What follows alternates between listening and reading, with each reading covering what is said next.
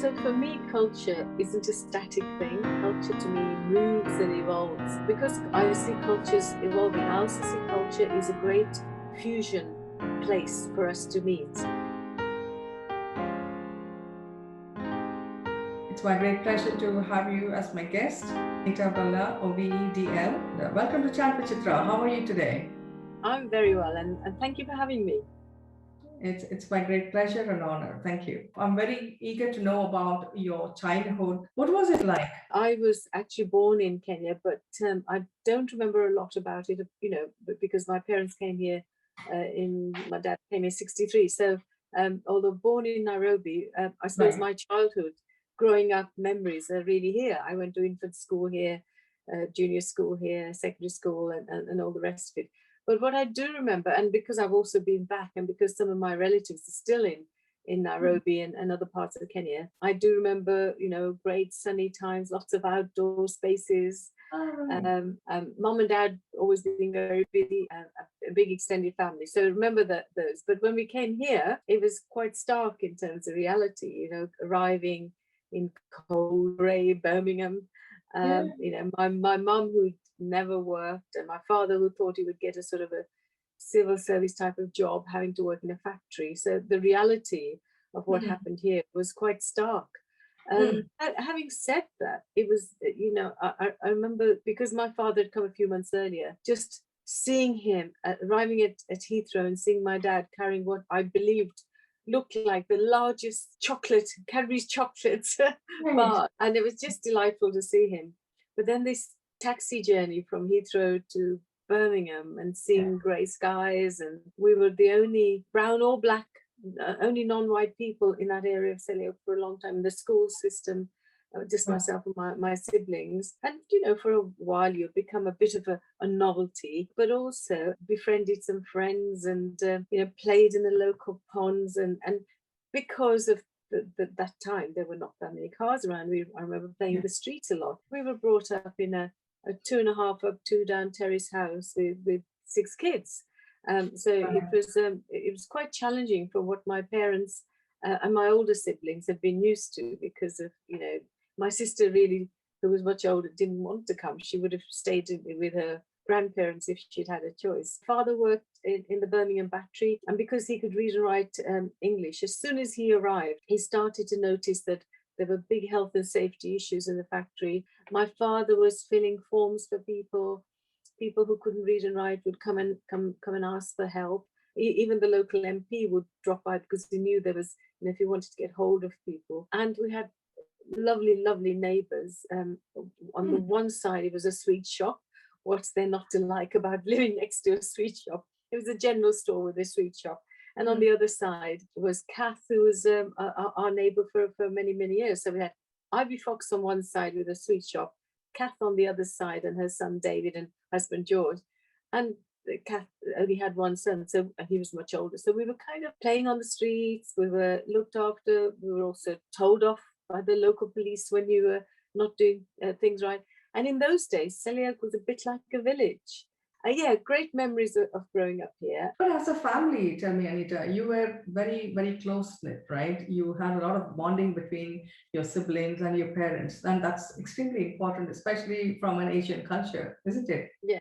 I mean, it was very important then. Having thrown into that experience of having all this open space, sunshine, bright, big extended family, it's suddenly coming here, it does restrict you a bit, but brings you close together. But I know, for example, in secondary school, when I faced racism, it was difficult because I knew my parents were having their own issues at work. My mum was one of the first Asian women to work at Cadbury's on the factory floor. After partition, she went to Mumbai and was brought up by her grandparents, and then joined her father, who had remarried and back in Nairobi. My grandfather came to England to do his bar exam and then went to join an uncle in Nairobi because the family had been displaced during partition. And then suddenly she went there and was married, but she always only ever wanted to teach. She didn't want to really, my mum was honest, she never wanted to marry, she wanted to teach. But nevertheless, she then had 6 children that she brought up handsomely. And my mom was always very supportive of the girls, that they had to do as much as the boys did. I think in Kenya, generally, life was more liberal. And having come here, my father and mixing with communities that came from mainland India, it was a different feel to those communities. They were a little more conservative, certainly Right. where women and girls were concerned.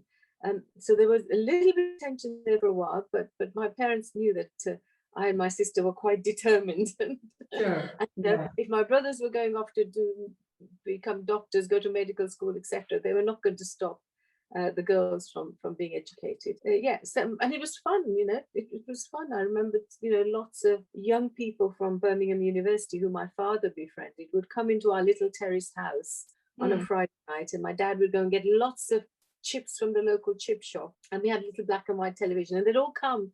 There were 6 of us anyway, 6 children, and all these other young men, predominantly, would come and from the university because they wanted a family, and my dad would find chips for them or whatever we could, and they'd watch television. So it was because my sister was older, she attracted slightly older people as well. But my father created this atmosphere around the house that was, we didn't have a lot in those days, but it was well shared. Amazing. Your childhood would have certainly influenced you for the better, isn't it? Absolutely. I mean, I went into community relations, community work. I suspect that was what we watched our father do. He was always, helping people. But I think my strength as a woman comes from my mother, her sheer determination to think that we are equal and the girls can do as much as they can. And the fact that, it wasn't easy for her to bring up children, 6 of us, and work on the factory floor in a totally alien environment, a very white environment. And, I remember she used to cook early in the morning so that we would all have dinner when we came home. She would catch a bus at 7 o'clock and go. Cadbury's wasn't very far from where we lived, but she still had to catch a bus, go off to work. She left the work. We used to hear the Cadbury gong go in the distance, even when we were at school, and mom would come home. She was very a disciplinarian. We had to do our homework. Right. When we finally got a television, we were not allowed to have a television on until we had all done our homework, or it was the weekend, or we were all allowed to watch the news, and or on Sunday mornings programs like Nayi Zindagi Nayi Jeevan, those kind of programs. So it was she was determined that children would. I'm sure she must have been one of your strongest influences, and she's an amazing lady. I'm sure she's achieved a lot, Yeah, overcoming all the adversaries.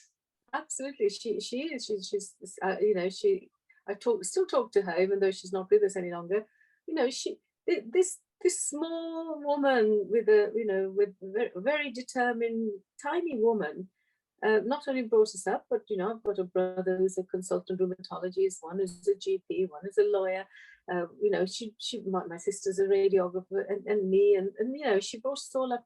Another brother who was a psychiatric nurse but worked with elderly people in the community. So she was always there pushing us in the younger days. But then she became a great grandmother, when my siblings had children, and the house was always full, as it was when we lived in this small terrace, when the students used to come. The Yeah. house was always full of dal and roti, and if she cooked a pot of dal, it was because she knew somebody would turn up. And one of my best friends, Rebecca, she and I grew up very closely together. And I would almost live in her house and she in our house.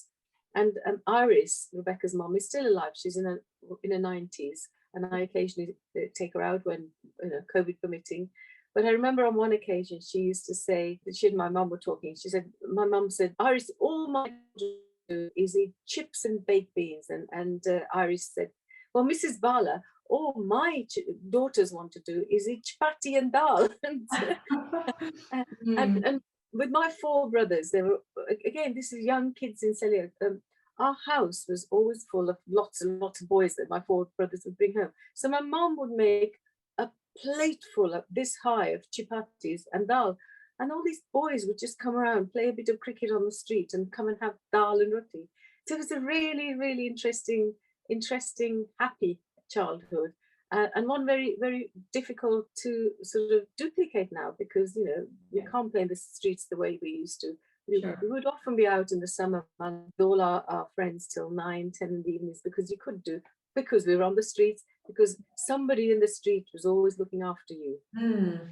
True. I mean, so it's so very inspiring to hear you talk about your childhood and the experiences. Were you determined from the start about how you were going to plan your career, or was it just by chance or luck? Well, my careers teacher said I should become a traffic warden, believe it or not. And I said, no, I wanted to be a teacher. Right. And I think in those days, there was a real drive to get any people who were not white, certainly Asian people, into either nursing jobs or uniform jobs. And my mum said, my daughter's not going to become a traffic warden. I was a teacher.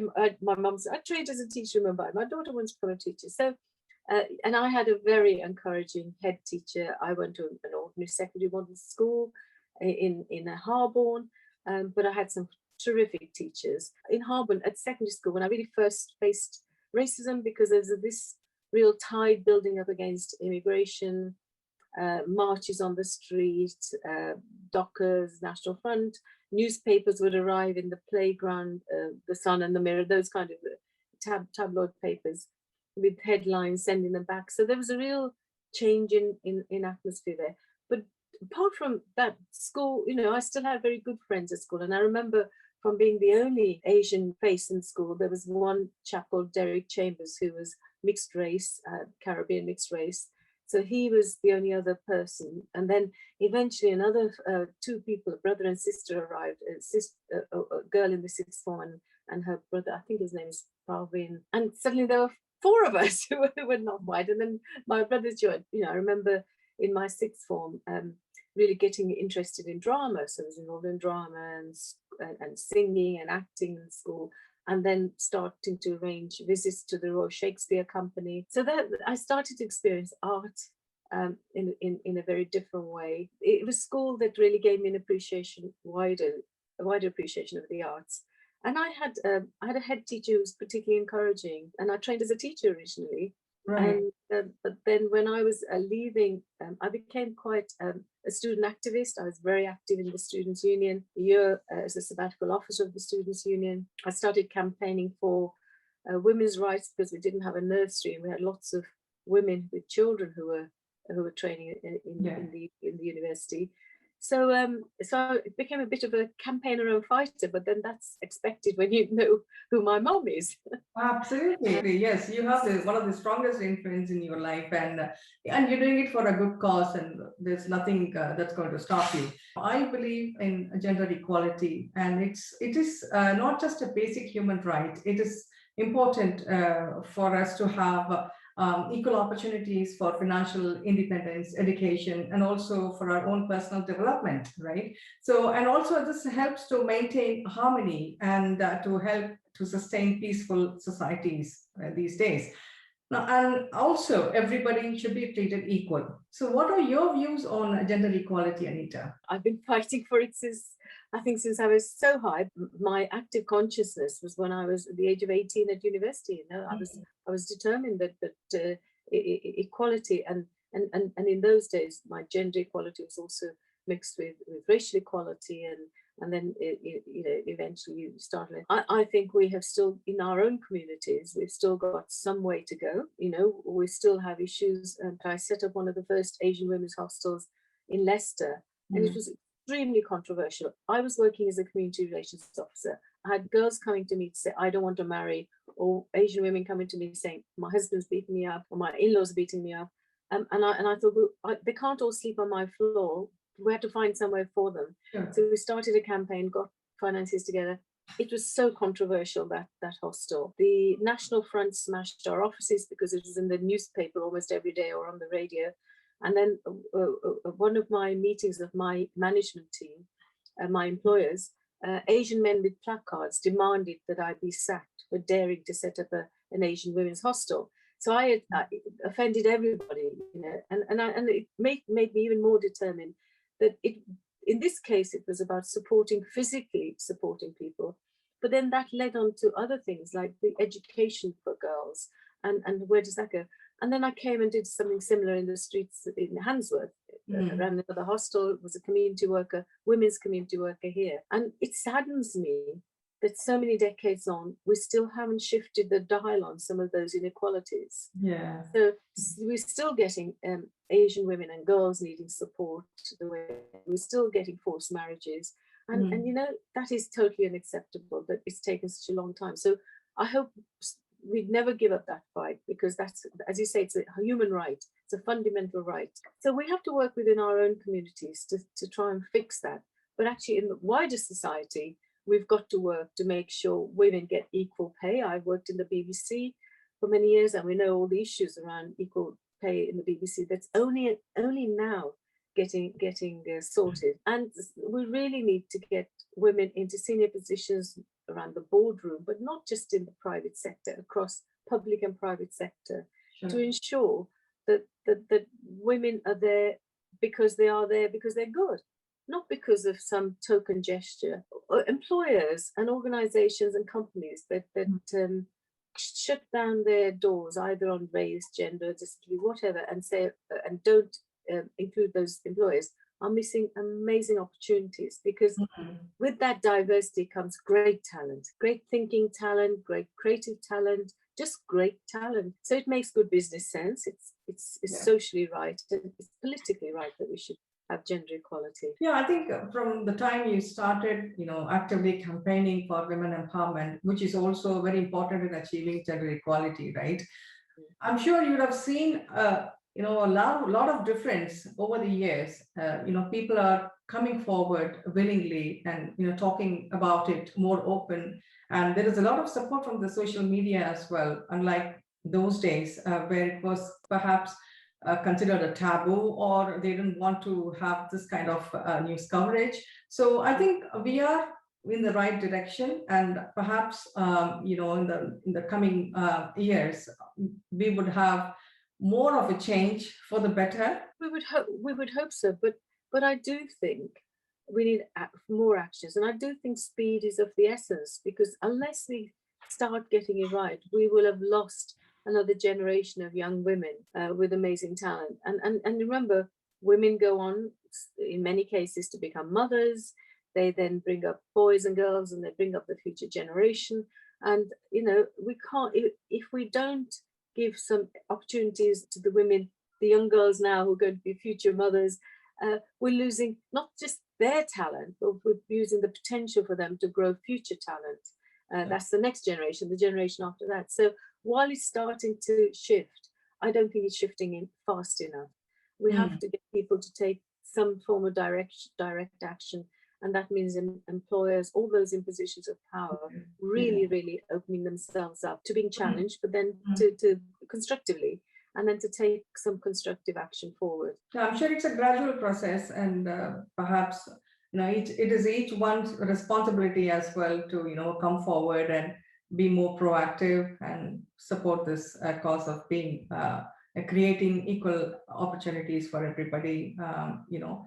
It is again a gradual process, is what I feel. Yes, you're absolutely right. This hope is not just going to be enough. Yeah.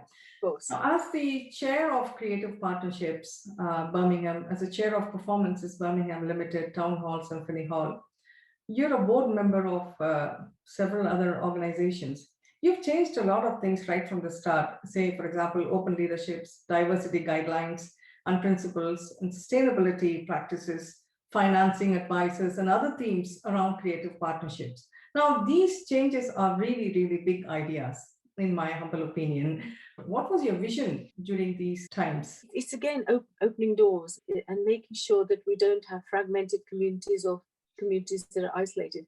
But it's also maybe practicing what I preach, that you have to be at the table if you want to make change. Sure. Because it's fine, in my student days, it was fine to shout from the sidelines. But now you need to be right in the game to change it. Considering my schooling, I want to make sure that there are enough young people who have those opportunities. So let's take them bit by bit.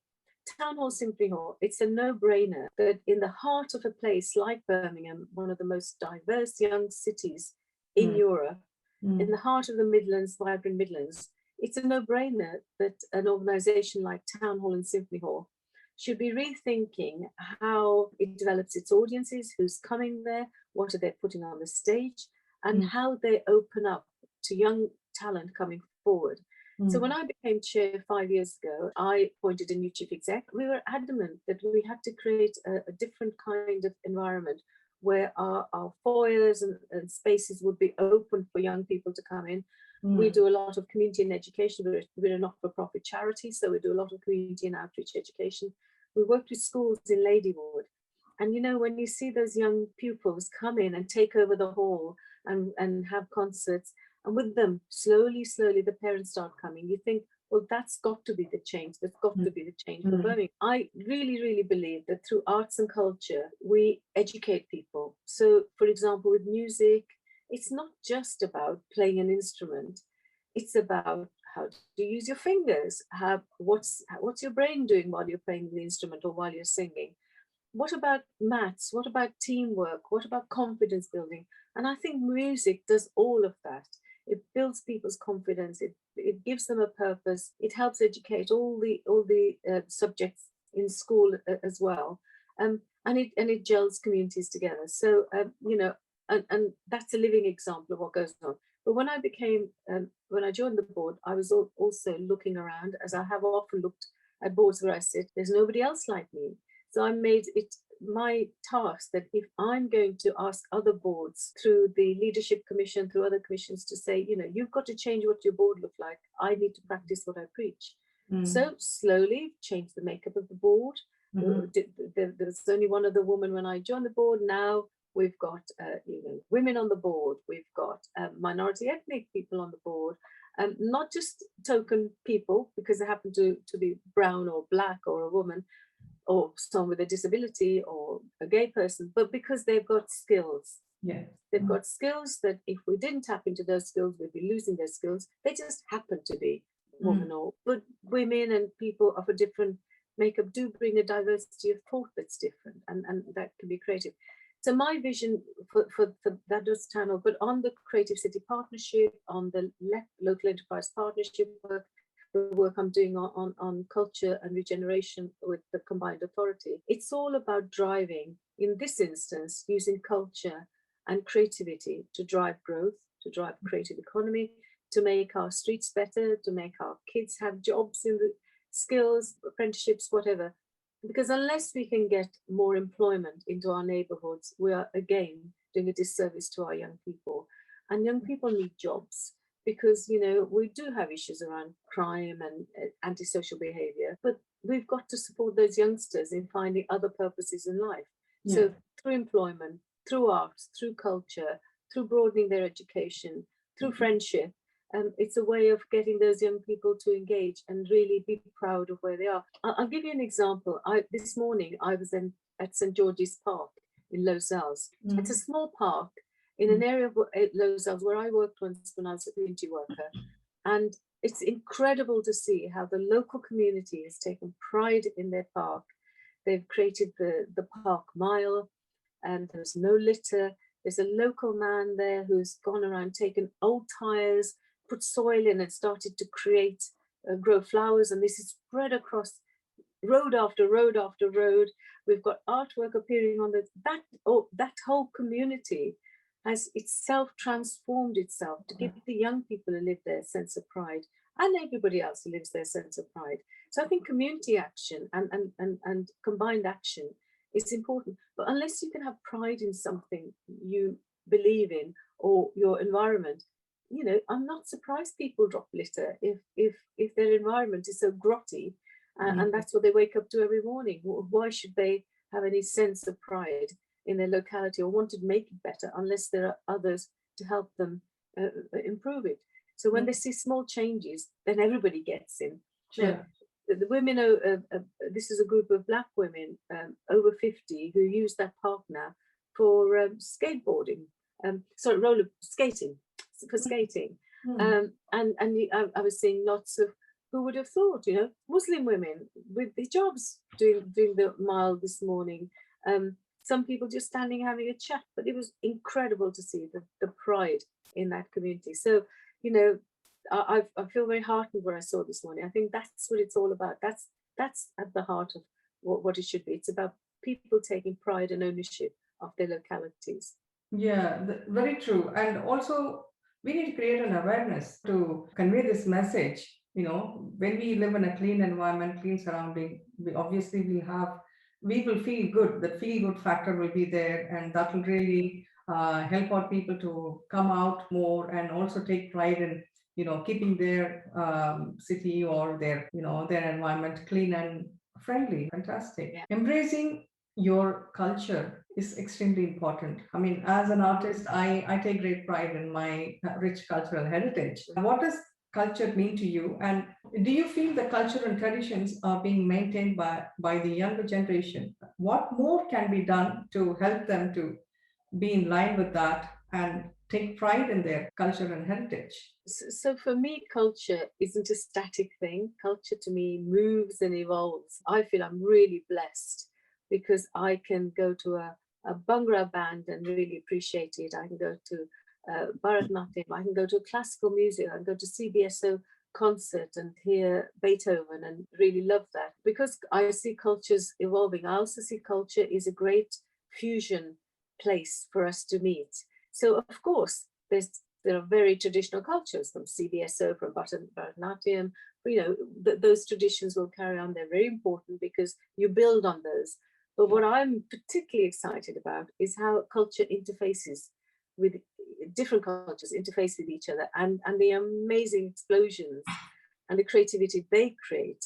And I think that's what inspires a lot of young people. When you see them playing a town hall or symphony hall or Middles Arts Centre, you see how children explore, and they explore each other's culture. And while they're exploring each other's culture, they're having a conversation. They don't know it, they're not speaking, but having a different kind of conversation. And our arts and culture in the broadest sense are very important. Cultural roots are very important because you have to understand where you're coming from.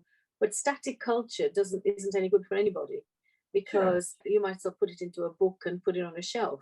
Yeah. And forget about it. You know, I know you. I've seen you perform, but you don't always just say, "I'm only performing this."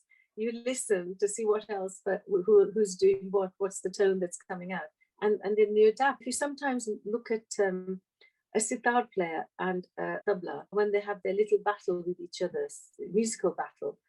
They're creating as they go along, and they're two different traditions, but they're bouncing off each other, musically challenging each other, and through that they create something amazing.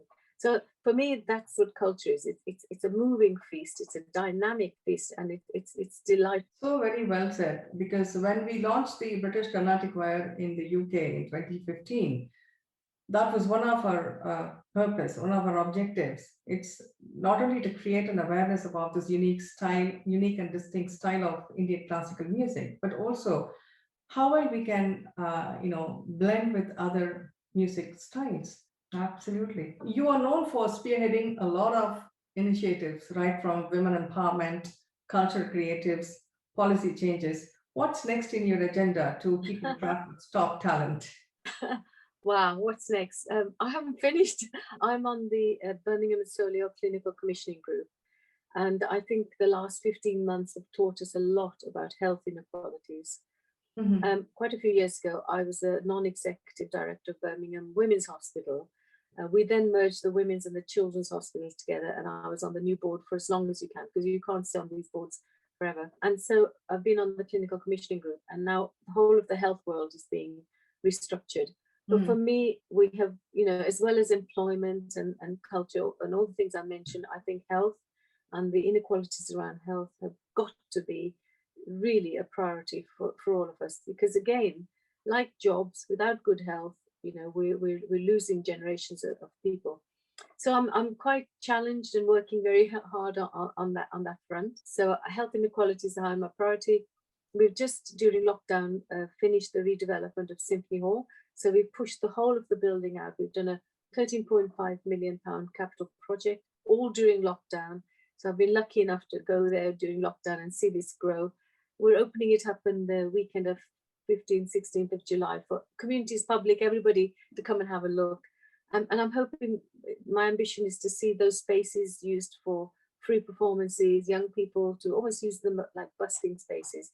But also very practically, we've got to make our food and beverage work for us so that we can keep the charitable work of the organization going. Sure. So some of it is going to be the same, but there are new, like the health inequalities I mentioned, like the new spaces we create around art and culture, finding different ways of working. How do we grow our towns and cities again after COVID? All those things are booming away. I've also, during lockdown, managed to do quite a lot of gardening. Right. So Okay. I've learned how to do a lot more gardening. So at a very personal level, I've started to refine my green fingers in the last 15 months. Fantastic. You are a great inspiration for many of us, especially for myself. I've been seeing you for so many years now, ever since I've moved to Birmingham, and you're a visionary. It's very kind of you to say that, but I believe you and other women, there are lots of us out there doing this. When you meet men and women today at a workplace, say for instance, what leadership characteristics are you looking for in them, and how do you identify and bring those people through as next generation? For me, leadership styles are made up of human styles. So leadership is about being inclusive. It is about being open. It's about listening, not Yeah. always talking. It's about not dismissing anybody's ideas, however crazy they are. It's about giving your workforce, your teams, space to be creative, space to think. So it's about not being frightened to take a gamble, not being frightened to bring in something new. But it does mean it's quite healthy sometimes to be fearless and say, well, actually, that's an interesting idea. I'm not going to be frightened of it. Let's embrace it. It's about sometimes taking risk. Experimenting, but also you do as a leader, if you're running a team or a business, you have to have a strategy, you have to have a vision, you have to think about, where am I going to be, where's my business going to be 5 years time, and inclusivity needs to be part of that. So it's quite a big baggage of things if you want to be a good, effective leader. Currently, on the Combined Authority, we've just, through the Leadership Commission, we've just launched an initiative called Board Ready. We don't have enough people on our boards, locally, nationally, regionally, whether they're school boards, health boards, art board, big business, etc. So we need to get more people who come from diverse backgrounds, and that's gender, race, etc., etc. We need to make sure that those people are ready. So you can't just put people on board and then put them there to fail because they haven't got the skills or they haven't had the training. So we're doing an initiative in July with the Combined Authority to get people board ready. Right. And very luckily, we've got a group of women, and we've got HSBC giving us some mentors. So those people will be able to have a mentor that takes them through this over a longer period. And eventually, we hope this will become a very established initiative with Black Country Local Enterprise Partnership, Black Country Chamber of Commerce, so that this kind of, call it a workshop, call it a course, means that we're not just throwing people into board positions or asking them to apply and then they fail because they haven't got the right skills or they haven't tweaked their CV. I'm really passionate that that's an initiative that's got to work, so we get people who can make changes on boards and reflect our local communities on those boards. Absolutely, because with the proper mentoring and giving them the required training, I'm sure they would be effective leaders and represent the board. Bureaucracy and politics both are not good for a company as such. When you look at the finances or the financial aspect of an organization, often people concentrate on the competitive leadership characteristics. I'm very eager to know your opinion on how do we strike a balance between competitive and collaborative characteristics in an organization? I think unless you have the two, they don't work. You could have a company and all you're interested in is, for example, all I'm interested in is making these widgets and selling my widgets, and I don't care about anything else. But actually, if you collaborate well with your workforce making those widgets, if they're happy, maybe they'll make better widgets or faster widgets. So your health, so for example, your scrap will be less. your health and safety records will be, well, less. I'm just taking a very crude, very small example, because you're talking to people, because you're bringing them onto your journey, and because you're saying to them, you're part of this, you're part of this success, and you're part of this failure. Otherwise, if you're just wearing a blinkered and only looking at the bottom line, the chances are you could end up by having a lot more failures, because you're missing to bring people along.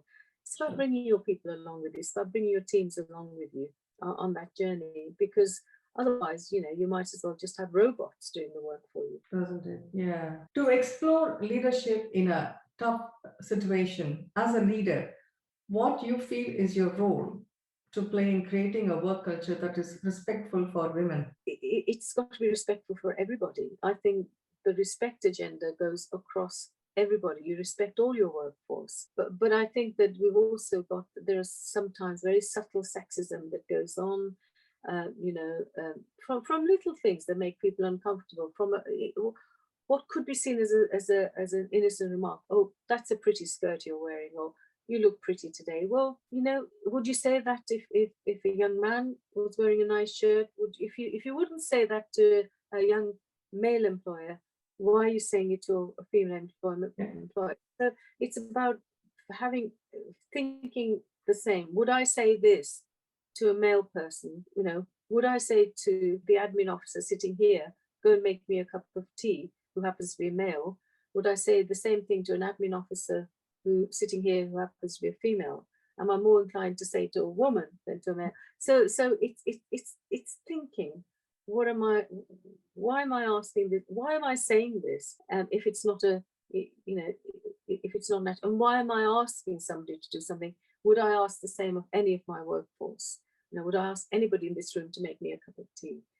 So it's those small things that we do need to be mindful of, but those small things do matter, because they're very subtle. They can subtly undermine people and undermine, in this case, confidence of many women. Would I invite all the people in my outfit to come for a drink on a Friday night after work?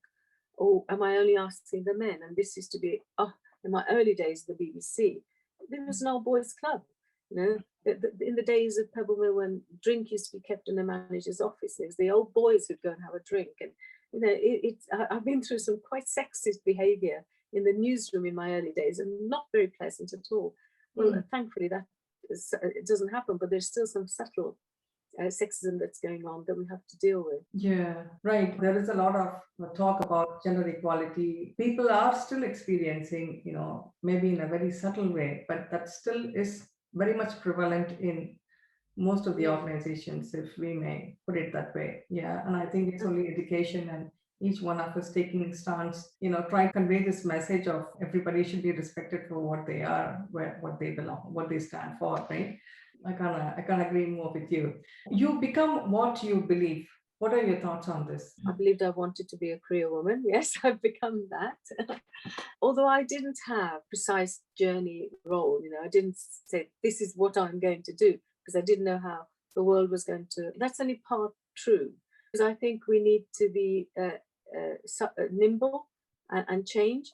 And when I speak to young people, and I give talks to graduates, I'm a vice chancellor of Warwick University, and I meet young people, and I always say to them, you must have more than have plan A, have plan B, but how many letters are there in the alphabet? Have those many plans and those many ambitions, because you never know when A, B, C, D might just go on. You might end up in Z when you finally achieve the one you want, because there are so many intersections in a road, so many journeys, so many crossroads. And actually, whenever you come to one of those, I've always relished the challenge and thought, oh, actually, this is interesting. I will try this. See where it takes us. Obviously, if you are trained to be a doctor and that's what you want to be, so there are certain things that career paths people will take. But then, even as a doctor, we see so many doctors sitting on boards, and once they've done their formal training, want to do different things, want to experiment, want to research. So I think being flexible is important. I didn't think I'd be sitting here in this position now when I was 18, 19, 20. or even in my 30s. Sure, So sure. I like the idea that you can grab opportunities, always have a plan of some kind or several, but grab those opportunities because sometimes they only come once. True, isn't it? I think on that point, sometimes people say to me, "How do you find all the hours?" I've never been shy of hard work. Um, Thankfully, I'm one of these people. When I go to bed, I do sleep well, but there are times when I wake up with a great idea at night and I want to write it down. True. If you were to write a book on women, leadership, and success, what would your title be? You, and you. How would you describe Anita Balla in 3 words? In 3 words. Mhm. Okay, I deferred to a team. I was sent in to firefight in a radio station once for the BBC to look after a team that was in a disarray. And when I left, they gave me a beautiful present and said I was fair, fun, and firm. Fantastic. What was your dream job as a child? Air hostess. Really interesting. What would you do with your 10 seconds of fame? I would do a Bob Geldof and appeal for lots of funds so we can get the whole of the world vaccinated. Amazing. What's your favorite holiday destination? I love Kenya safari in there. Just one of the best holidays. A little place called Lamu off the coast in Kenya. Beautiful, but closer to home, I love Spain. Yeah. Okay. Your favorite movie? Bollywood, perhaps? Oh, I think Pakiza. Oh, that's a classic. Mm. Yeah, yeah. What has been your lifelong dream? Good health. I love people. So my lifelong dream is that I have fantastic conversations. Amazing. If you could teleport, where would you like to go and why? Just on my own. Mm-hmm. I would just love to go to the mountains in Nepal and just sit and just look at some of those amazing temples. I would just love to sit there and watch that sight. Amazing. That's inspiring. Are you a leader or a follower? I'm both. I can lead, but I also am a team player and I can follow when needed. Chocolate or coffee? Both. Oh dear. Could I have chocolate in my coffee, please? With that, we come to the end of this very, Oh, very so lively it's been lovely conversation. talking to you. Yeah, It's same been here. Thank you. Take care, Anita. And it's lovely my to pleasure. talk to you.